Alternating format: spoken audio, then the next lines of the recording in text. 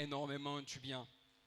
Aujourd'hui, nous allons travailler sur un thème qui parle tout autour du nouveau départ avec Dieu.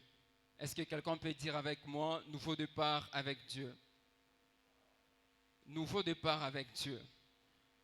Alors, pourquoi parler de ces thèmes aujourd'hui? Nous allons constater ensemble, moi et vous, que chaque début d'année, après avoir fait le bilan de notre année, après avoir fait le bilan de notre année, tout début de l'année, Dieu nous demande de commencer quelque chose de nouveau. C'est que le Seigneur Dieu des grâces m'a donné cette pensée d'aujourd'hui afin de redonner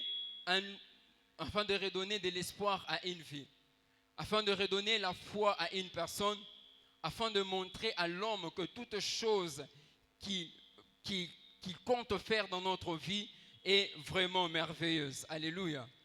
Le nouveau départ dont j'aimerais vous parler ce soir, c'est un nouveau départ où Dieu aimerait commencer avec une personne. C'est-à-dire, Dieu veut nous faire quitter de quelque part afin de nous amener quelque part. Dieu veut commencer une nouvelle marche avec nous afin de nous amener quelque part. L'année 2025, pour nous, n'a pas été une année par moments facile. Nous avons connu le haut et le bas. Nous avons connu plusieurs chutes. Nous avons connu des problèmes ça et là. Nous avons connu des difficultés. Nous avons connu des chutes. Nous avons connu des maladies. Nous avons connu des choses qui ont fait à ce que nous puissions nous mettre à terre. Et Dieu m'a envoyé avec un message ce soir. Ces messages de réconfort, ces messages de te redonner confiance, ces messages de te donner encore la vie afin que tu puisses avoir la connaissance sur le nouveau départ que Dieu aimerait commencer avec toi. Est-ce que quelqu'un peut me dire Amen? Alors, je vais essayer de définir le nouveau départ selon les dictionnaires, mais je vais beaucoup plus me baser sur la définition biblique. C'est sur la définition biblique qu'on va essayer de bien marcher. Alléluia. Alors, quand on parle du nouveau départ, selon les dictionnaires, vous allez comprendre ensemble avec moi que lorsqu'on parle du nouveau départ, nous voyons le début d'une nouvelle phase. C'est-à-dire, autrefois vous étiez sur une phase ancienne. Selon les dictionnaires, le nouveau départ veut dire c'est le début d'une nouvelle phase, le début d'une nouvelle période qui permet à l'homme de recommencer. C'est-à-dire qu'autrefois tu étais en train de faire quelque chose. Mais Dieu, pas Dieu, selon le dictionnaire, selon la définition du nouveau départ, c'est le nouveau départ qui te permettra de recommencer sur de nouvelles choses. C'est-à-dire tu dois oublier les erreurs passées afin de commencer quelque chose de nouvel. Tu dois oublier les choses anciennes afin de recommencer quelque chose de nouvel. Alléluia. Mais lorsqu'on parle du nouveau départ, selon encore le dictionnaire, nous voyons c'est le fait de changement de direction. C'est-à-dire, autrefois, vous étiez sur une autre direction. Vous voulez commencer un nouveau départ. Vous voulez changer de direction ou vous entrez sur une direction nouvelle. C'est alors qu'on parle du nouveau départ. Alléluia. Alléluia. Alors, je vais essayer de disséquer les deux mots clés qui est nouveau, qui est également départ, et je vais les définir selon la Bible, et je crois que c'est par là nous allons commencer notre message. Je vais commencer avec ce qu'on appelle le nouveau. Dans la manière de faire de Dieu, nous allons comprendre, frères et sœurs, que Dieu n'est pas un Dieu statique, mais c'est un Dieu dynamique. Lorsqu'on parle du nouveau départ dans la Bible, nous voyons le dynamisme de Dieu. C'est-à-dire qui dit l'évolution, qui dit en d'autres termes la capacité de faire ce qui n'a jamais été fait. Lorsqu'on parle du nouveau, je réitère encore, selon la Bible, nous voyons l'évolution. Nous voyons également la capacité de faire quelque chose qui n'a jamais existé. Vous allez comprendre ensemble avec moi, on dit Dieu guérit, mais Dieu ne guérit pas de la même manière. Alléluia. Dieu peut bénir, Dieu ne bénit pas de la même manière. Dieu peut passer par n'importe quoi pour atteindre une destinée.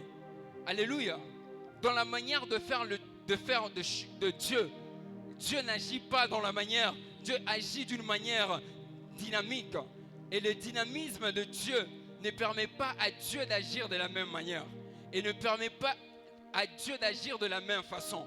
C'est-à-dire que Dieu peut vouloir bénir une personne. Il peut passer par différents chemins pour atteindre un seul objectif. Je vous donnerai un petit exemple. Tous nous avons donné notre vie à Christ. Mais cela n'était pas venu de la même manière. Il y a certaines personnes, Dieu est passé par une personne pour évangéliser.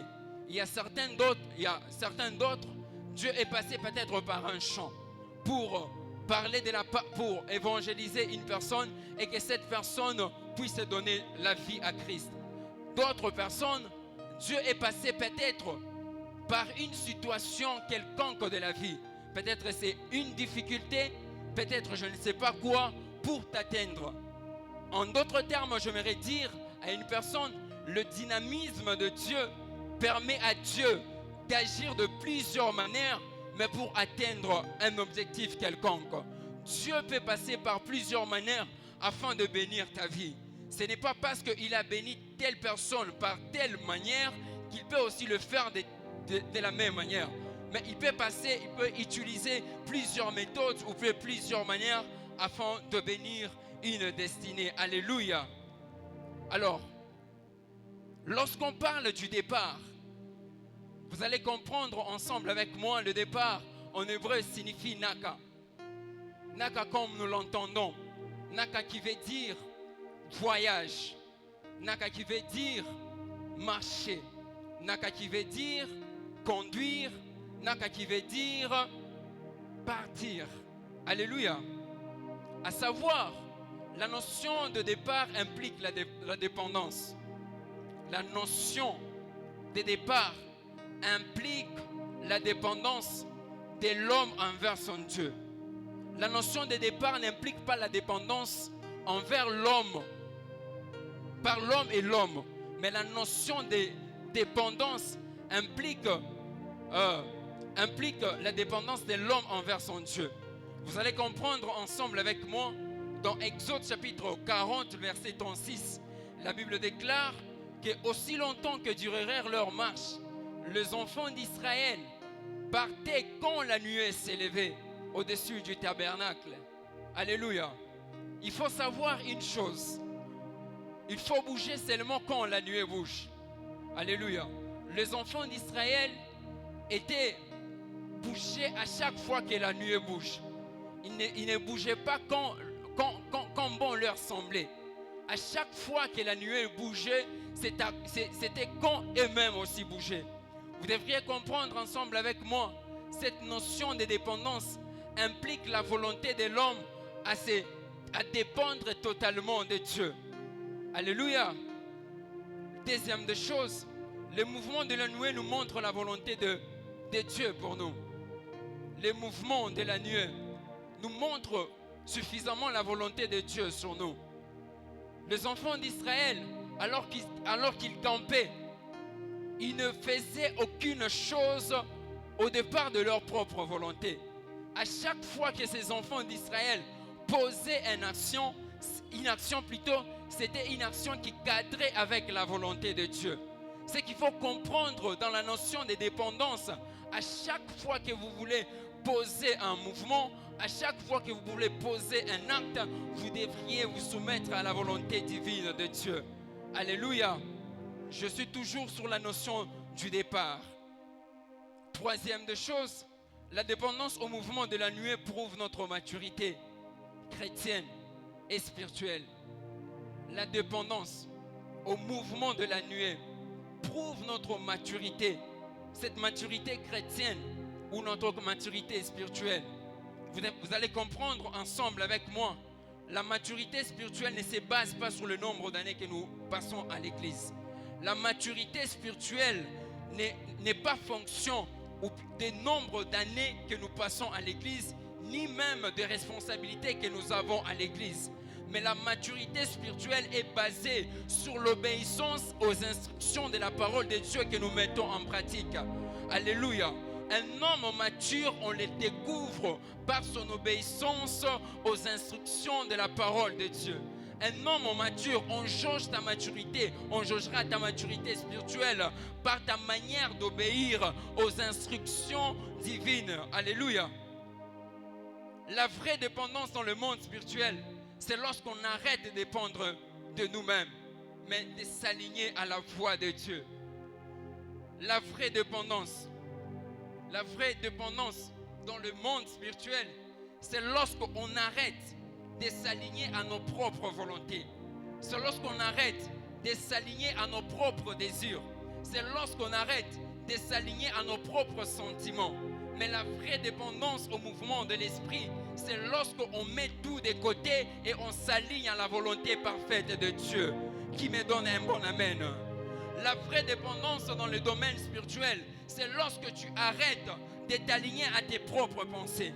Tu arrêtes de t'aligner à tes propres capacités. C'est lorsque tu t'alignes à la volonté parfaite de Dieu. Alléluia. Dans le mouvement, dans le nouveau départ avec Dieu, c'est qu'il faut savoir, frères et sœurs, je suis toujours dans mon introduction, c'est qu'il faut savoir, frères et sœurs, premièrement, il faut prendre confiance et faire le bilan. Il faut prendre conscience et faire le bilan. Hébreux chapitre 11, le verset 24, la Bible déclare que Moïse, devenu grand, refusa d'être appelé le fils de la fille de Pharaon. Moïse ayant fait le bilan de sa vie, ayant pris la conscience de sa destinée, il a pris la conscience en refusant les avantages qu'il avait dans la maison de Pharaon, afin de s'aligner à la volonté parfaite de Dieu, afin de s'aligner là où Dieu attendait de lui. Pour prendre la conscience et faire le bilan, il faut reconnaître les choses qui ne marchent pas dans sa vie. Il faut reconnaître les choses, identifier le domaine par lequel où tu aimerais que Dieu puisse changer dans ta vie. Tu ne peux pas réussir dans le monde spirituel aussi longtemps que tu ne prends pas conscience, et tu n'es pas en mesure de faire le bilan de ta vie pour faire avancer. Moïse, quand il est devenu grand, il a refusé d'être appelé le fils de la fille de Pharaon. Il a refusé les avantages qu'il avait dans la maison de Pharaon afin de se concentrer à l'essentiel. Alléluia. Pour avoir un nouveau départ avec Dieu, deuxième des choses, il faut se fixer des objectifs clairs.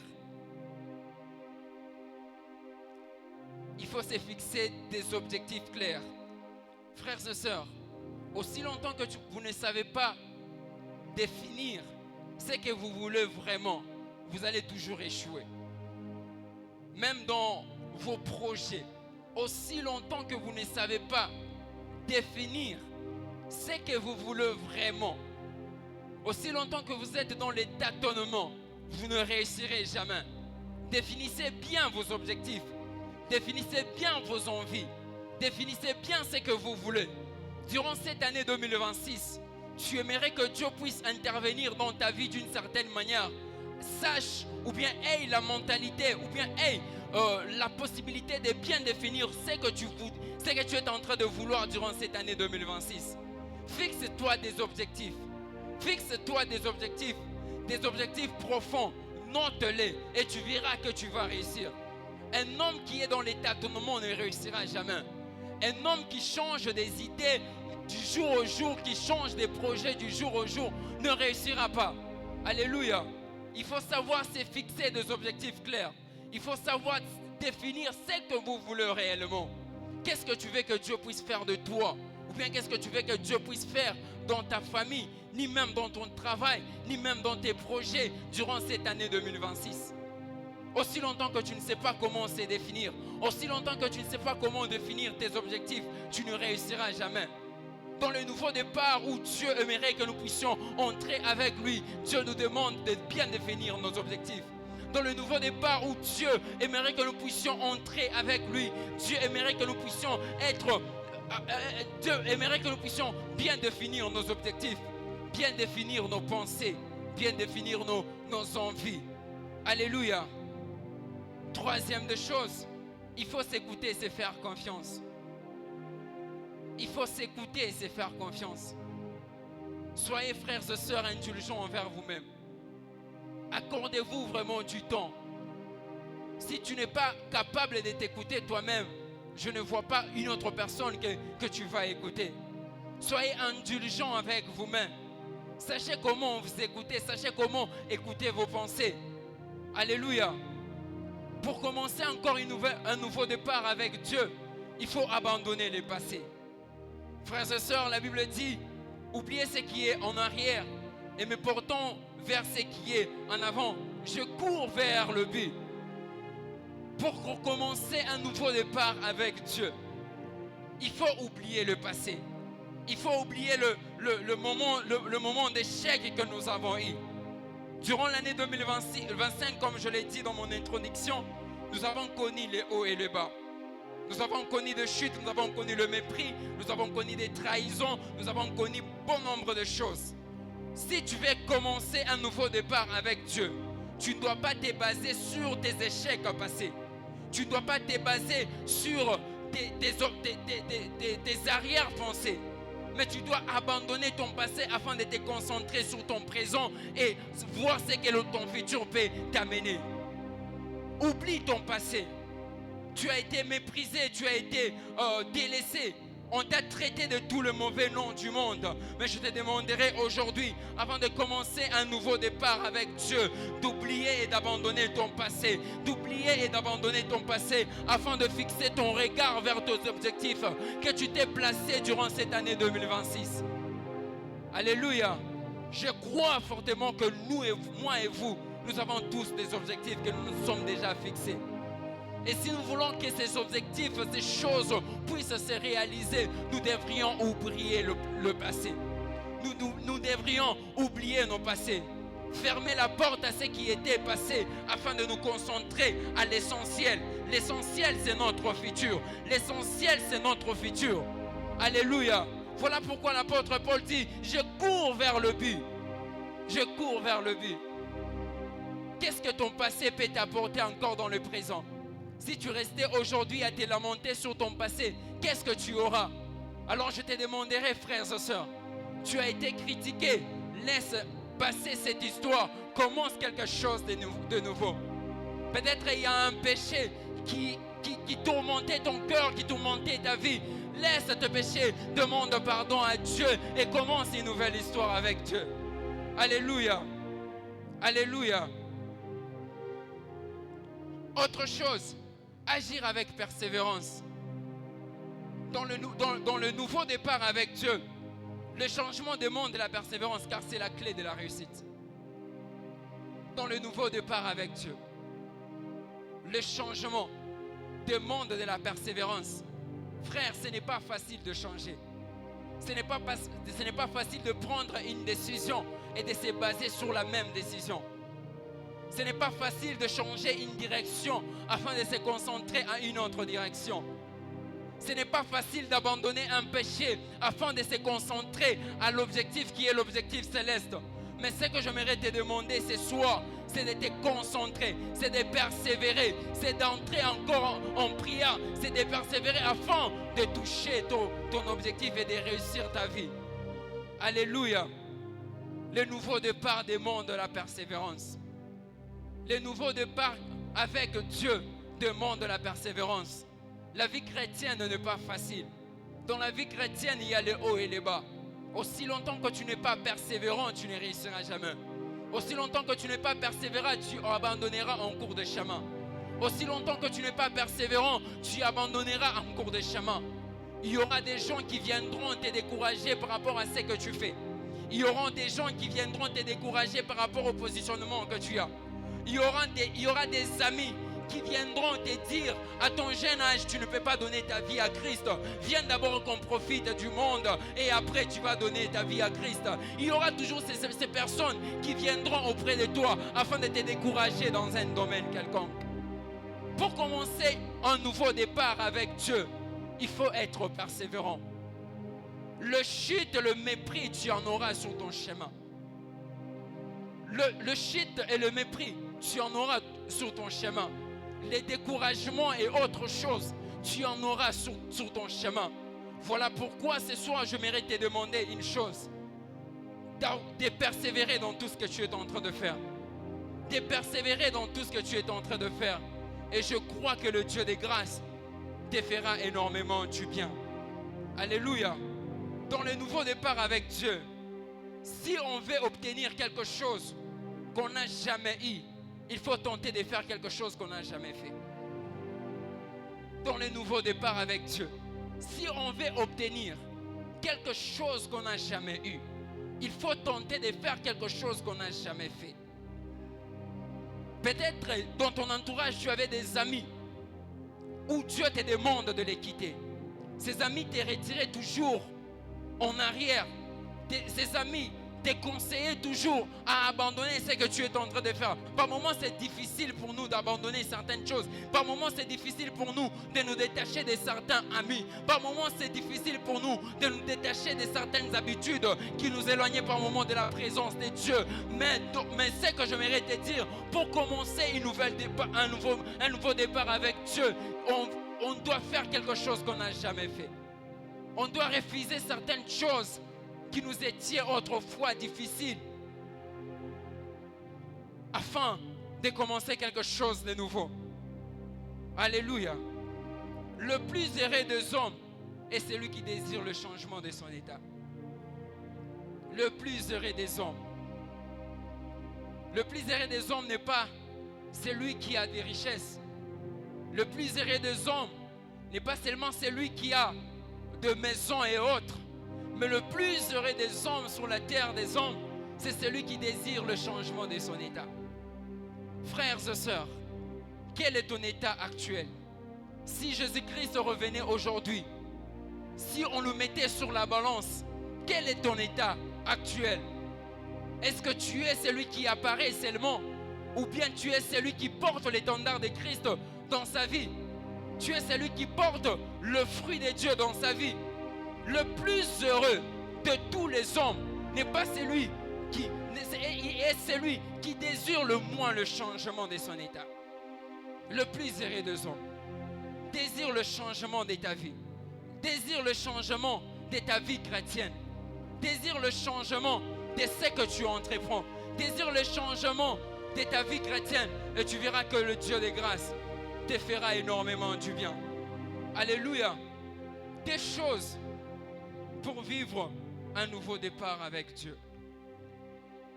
Des choses pour vivre un nouveau départ avec Dieu. Je crois que c'est sur ça que je vais vraiment m'atteler et je crois que le Dieu des grâces nous fera énormément du bien. Je te prie d'ouvrir ta Bible. Ouvre ta Bible, nous allons décoller ensemble avec toi et je crois que Dieu des grâces nous fera du bien. Premièrement, pour vivre un nouveau départ avec Dieu, on a besoin d'une nouvelle foi. Mais je mérite t'expliquer très lentement afin de comprendre comment vivre une nouvelle foi. Je suis dans Genèse 22, le verset 2. Je commence. Dieu dit à Abraham, prends ton fils, ton unique, celui que tu aimes, Isaac, va-t'en au pays de Morija. Et là, offre-le en holocauste sur l'une des montagnes que je te montrerai. Offre-le en holocauste sur l'une des montagnes que je te montrerai. Donne-moi ton intention et on va décoller. Alléluia. Si on descend plus bas, au verset 5, la Bible dit, Abraham dit à ses serviteurs, restez ici avec l'âne. Moi et le jeune homme, nous irons jusque-là pour adorer. Et nous reviendrons auprès de lui. Quand je regarde le verset 2, je regarde le verset 5, je vois il y a contradiction. Au verset 2, Dieu dit à Abraham, monte avec ton unique fils. que tu me l'offriras en holocauste sur l'île de montagne que je te montrerai. Ce qui est sûr ensemble avec nous, je voudrais que nous puissions décortiquer ces versets ensemble. Vous allez comprendre que lorsque Dieu a dit à Abraham de monter avec son fils Isaac, c'était pour lui offrir. Ce qui signifie qu'Abraham allait monter avec son fils, mais il allait descendre seul. Alléluia. Abraham allait monter avec son fils Isaac, mais il allait descendre seul. Mais chose étonnante, si vous regardez au verset 5, Abraham s'adressa à ses serviteurs et dit: nous reviendrons auprès de vous. On reviendra auprès de vous. Abraham, tu es en train de contredire ce que le verset 2 dit. Parce qu'au verset 2, Dieu t'a demandé de donner ton fils en sacrifice et tu vas monter avec ton fils et tu rentreras seul. Mais au verset 5, tu es en train de dire à tes serviteurs que je monterai avec mon fils et je reviendrai avec lui. La question que je pose à Abraham, Abraham, penses-tu que quand tu montes avec ton fils, tu rentreras avec lui? Est-ce que c'est ce que le verset 2 me dit? Abraham me dit: Marcelo, ne sois pas pressé. Va dans Hébreu 11, le verset 19. Je te dis, je te montre pourquoi est-ce que je dis que je descendrai avec mon fils Isaac. Hébreu 11, le verset 19, la Bible dit, il pensait, dans d'autres versions, il est dit, il imaginait que Dieu est puissant, même pour ressusciter le mort. Alléluia. C'est que je ne comprends pas ici. Si vous regardez de Genèse 1 à Genèse 22, il n'y a pas question de résurrection. Il n'y a nulle part où on a écrit résurrection. Il n'y a pas où Abraham a appris quelque chose qu'on dit sur la résurrection. Mais pourquoi est-ce qu'Abraham, tu m'amènes dans le livre d'Hébreux 11 pour me dire ça? Alléluia. Ce qu'il faut retenir, c'est qu'Abraham avait la foi de Dieu. Abraham imaginait déjà qu'en montant avec son fils, il allait bien sûr l'offrir en holocauste avec Dieu. Et lorsque Isaac sera mort, Dieu viendra pour le ressusciter afin qu'il puisse descendre avec lui. Alléluia. Dans tout ce que nous sommes en train de faire, un homme qui a la foi de Dieu doit s'imaginer beaucoup de choses. Alléluia. Une grande foi demande une grande imagination. Une grande foi demande une grande imagination. Par moments, nous n'avons pas ce que nous demandons. Tu n'as pas l'argent, mais tu t'imagines déjà que tu as l'argent. Tu n'as pas de travail, mais tu marches et tu t'imagines déjà que tu as le travail. Tu n'as pas le mariage, mais tu t'imagines déjà comment est-ce que tu es dans le mariage. Tu es en train de galérer ça et là, mais tu es en train de t'imaginer comment est-ce que... Écoutez, frères et sœurs, la foi, une grande foi demande une grande imagination. Une grande foi demande une grande imagination. Abraham imaginait déjà comment est-ce qu'il allait descendre avec son fils ressuscité. Or que dans Genèse, il n'y a nulle part où c'était écrit, il y avait question de résurrection. Mais Abraham, lui, s'imaginait déjà comment est-ce que Dieu allait ressusciter son fils. Est-ce que tu peux t'imaginer quelque chose que tu aimerais voir et toucher durant cette année 2025? Non, tu ne m'as pas compris. Est-ce que tu peux commencer à t'imaginer comment est-ce que tu vas rouler carrosse? Comment est-ce que tu vas te marier? Comment est-ce que tu vas toucher tes enfants? Comment est-ce que Dieu va te propulser? Comment est-ce que Dieu va te bénir? Alléluia. Est-ce que tu peux t'imaginer? Imagine-toi comment est-ce que tu seras. Alléluia. Le verset dans Hébreu 11, 19, j'aime cette version. Il est dit Abraham s'imaginait. Abraham imaginait. Lui, question d'offrir son fils en holocauste, cela était quelque chose de facile. Parce qu'il s'imaginait déjà, même si je le faisais, Dieu viendra pour le ressusciter. Alléluia. Quand tu t'imagines, quand tu es là, tu es en train de prier, frère. Ne sois pas quelqu'un qui prie seulement pour prier. Tu pries et tu t'imagines comment est-ce que tu es en train de recevoir cette bénédiction. Alléluia. Et quand quelqu'un va te demander, tu lui diras que ce n'est pas moi parce que c'est papa qui me l'a donné. C'est papa qui me l'a offert. C'est papa qui a fait quelque chose. Alléluia. Tu as des difficultés dans les études. Imagine-toi comment est-ce que Dieu est en train de faire quelque chose pour payer tes études. Alléluia. Dans ta famille, tu as connu des problèmes et autre chose. Mais dans cette année 2026, je te prie d'imaginer déjà comment est-ce que Dieu va commencer à faire quelque chose de nouveau dans ta famille. Comment est-ce que Dieu va bénir ta famille. Comment est-ce que Dieu va vous épargner de bon nombre de choses. Alléluia. Une grande foi demande une grande imagination. Frères et sœurs, soyons des hommes qui rêvons grand, qui pensons grand. C'est tes pensées qui vont déterminer ce que tu toucheras dans le futur. Aussi longtemps que tu te dis que moi je suis toujours petit, tu seras petit. Aussi longtemps que tu te dis moi je suis pauvre, tu seras toujours pauvre. Tu n'as rien, tu n'as pas de travail. Mais imagine-toi comment est-ce que tu as de l'argent dans tes poches. Tu te dis cette année, même si aujourd'hui je n'ai pas, j'imagine déjà avant mars, avant février, tu es en train de t'imaginer comment est-ce que Dieu va te faire du bien. Comment est-ce que Dieu va te faire du bien. Alléluia. La grande foi demande une très grande imagination. Deuxième de chose, il ne faut jamais limiter Dieu dans nos vies. Il ne faut jamais limiter Dieu dans nos vies. Je vais prendre encore un autre verset, nous allons le lire, nous allons encore les décortiquer comme on vient de le faire ici, et je crois que nous allons encore entrer dans les profondeurs. Alléluia. Il ne faut jamais limiter Dieu dans nos vies. Je suis dans Marc 5, le verset 35. C'est une histoire que tous que nous connaissons. La Bible dit, comme il parlait encore sur 20 de chez les chefs de synagogue, de gens qui disent, ta fille est morte. Pourquoi importune davantage le maître? Ta fille est morte. Pourquoi tu importunes le maître? Ici vous allez remarquer, c'est l'histoire de Jairus avec sa fille. Quand Jairus a appris que Jésus était sur la ville, il a couru vers Jésus afin de lui expliquer que voilà, ma fille est malade, j'aimerais que tu viennes afin que tu pries pour lui, pour que ma fille puisse retrouver la guérison. La Bible dit, alors qu'ils étaient encore en chemin,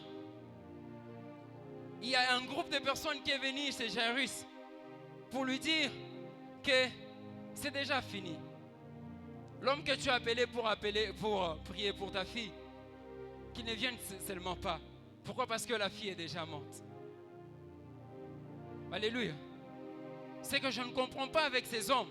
Au départ, c'était ces hommes qui encourageaient Jairus d'aller voir Jésus pour venir prier pour la fille. Mais si vous descendez plus bas, au verset 35, ces mêmes personnes sont venues. Ces mêmes personnes sont venues pour dire à Jairus, arrête ce que tu fais. Ils ont mis de limites en disant que non, ta fille est déjà morte. Arrête d'importuner le maître. Mais la Bible m'a fait comprendre une chose. Que cette même foule avait la connaissance de Christ sur autre chose, mais pas question de résurrection. C'était pour la première fois que Christ allait ressusciter un mort. Cette foule avait la connaissance en disant que Christ est capable de guérir le malade, Christ est capable de faire marcher le paralytique, Christ est capable de recouvrir les yeux aux aveugles, mais cette même foule n'avait pas la connaissance que Christ était aussi capable de ressusciter un mort. Alléluia. Ces personnes sont venues afin de mettre des limites aux capacités de Christ sans pourtant les savoir.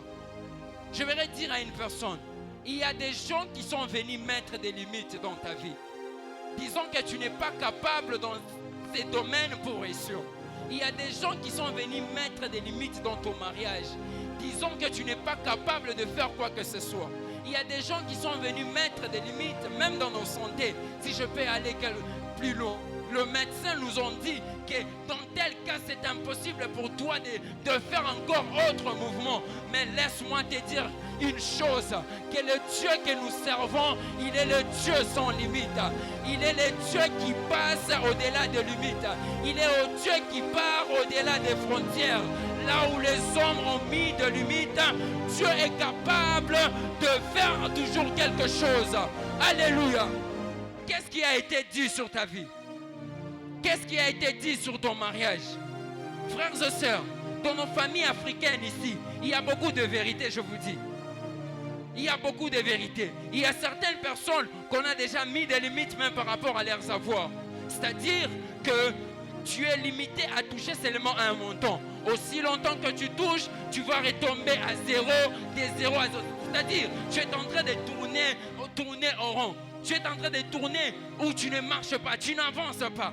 Il y a des gens qui sont venus mettre de limites dans nos vies. Mais je crois que ce soir, nous allons prier. Nous allons prier pour que Dieu puisse délimiter toutes les limites que les gens de nos familles, que le sorcier de nos destinées ont mis sur notre vie, ont mis sur nos santé, dans le nom de Jésus. Alléluia. Ces gens ont limité Christ, mais ils n'avaient pas la connaissance de ce que Christ représentait. S'il y a eu des gens qui ont limité ta vie, je crois que le Dieu que nous servons dans cette alliance, je crois que le Dieu que nous servons dans cette église va le confondre, amènera la confusion afin que toute limite soit poussée. Alléluia. On a mis des limites dans ton mariage. On a mis des limites dans ta santé. On a mis des limites dans tes études. Disons que ouais, tu as D6. À l'université. Mais laisse-moi te dire, où tu es à l'université, parce que c'est lui, le Dieu pour qui nous servons ici, c'est un Dieu qui part au-delà des limites. Alléluia. Kukuma limite le basha wekaka maisha kwa sema wewe haustawezaka. Unaweza kuingia mbukwere ma ustapataka mavantage ya bukwere. Mais mimi nakwambia magharibi ya leo que Mungu atafanya quelque chose de nouveau afin que tu vives le miracle et les bénéfices qui sont attachés à ta vie. Quelle limite qu'on a déjà placée sur ta destinée? Quelle limite qu'on a déjà placée sur ta vie? Alléluia. Il y a des gens aujourd'hui qui sont limités. Unamwangara hivi anabambaka makuta akifike tu mnamonta moevi mumikono mnakuwa samsha kumtoboka. Unangara mtu anatushaka makuta ya mingi juu ya kuyenga taka nyumba kakaloko ni kia nguvu. C'est-à-dire on a déjà mis des limites dans sa famille en disant que utezi kubamba makuta mausta yengaka. Aujourd'hui, ce soir d'aujourd'hui, nous allons prier afin de délimiter toutes les limites que le diable a déjà placées sur notre destinée, afin que nous puissions voir et bénéficier de la puissance de Dieu. Alléluia. Alléluia. Est-ce que tu peux faire d'abord Kwangara limite moi ile bashaweka yulo maisha. Angara mu maisha ko kintu kila kendeka kepaka. Unangaria wewe kama unapata makuta ni paka malari ni paka malari. Tu n'es plus en mesure de faire des projets. Tu n'es plus en mesure ya kuwaza tabintu vingine.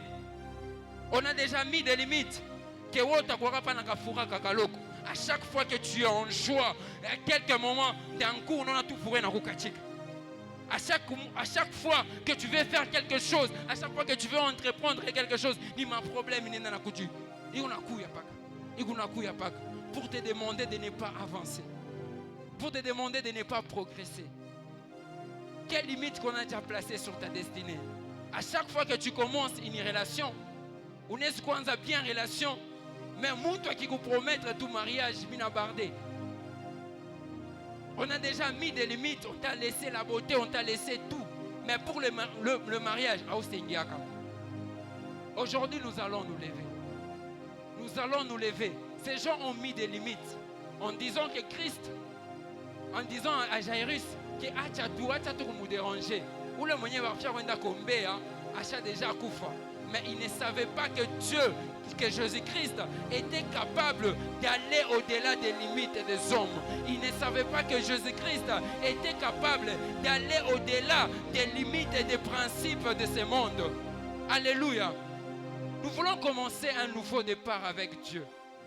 Dieu m'a envoyé avec un message de te dire qu'en cette année 2026, il va commencer un nouveau départ.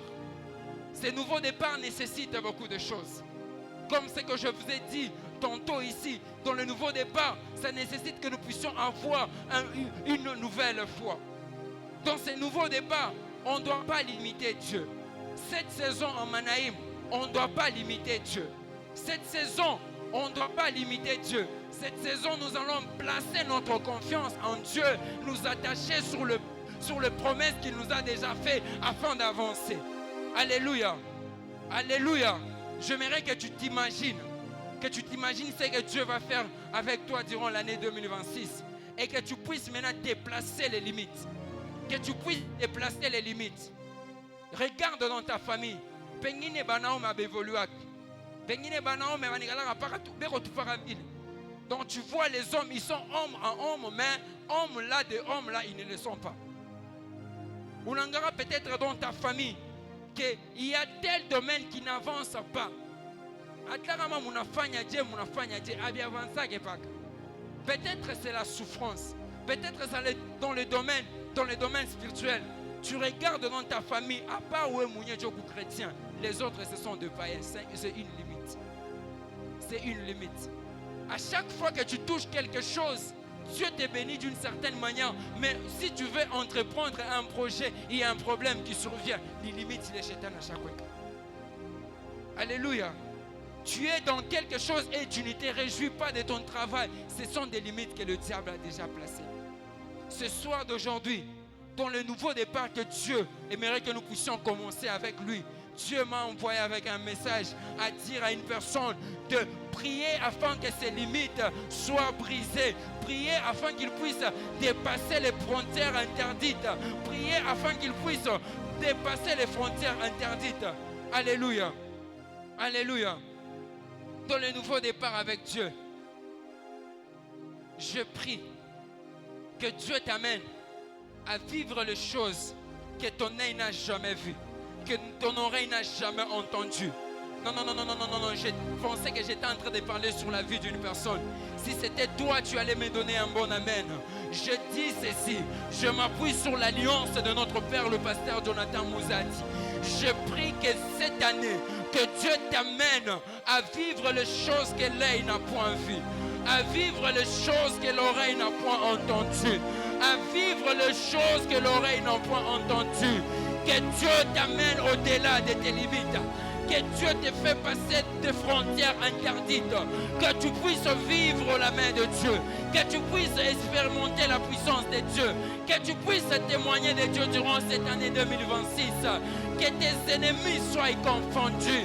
Que les sorciers de ta famille soient confondus. Est-ce que tu peux me donner un bon amen? Donne-moi un bon amen. Lève-toi, on va prier. Lève-toi, on va prier. Je n'ai que 3 requêtes. 3 requêtes sur lesquelles nous allons prier ce soir. 3 requêtes sur lesquelles nous allons prier ce soir. Dieu m'a envoyé avec un message pour te dire qu'il veut commencer un nouveau départ avec toi. Mais il y a des choses qui bloquent l'avancement. Il y a des choses qui bloquent l'expansion de ta vie. Et Dieu m'a demandé de te donner ces 3 requêtes afin de prier pour que Dieu puisse faire quelque chose sur notre vie. La toute première requête, nous allons demander à Dieu de nous amener au-delà de nos limites. Nous allons demander à Dieu, tu vas dire à Dieu, Seigneur, dans ces nouveaux départs, amène-moi au-delà de limites. Les limites spirituelles, les limites financières.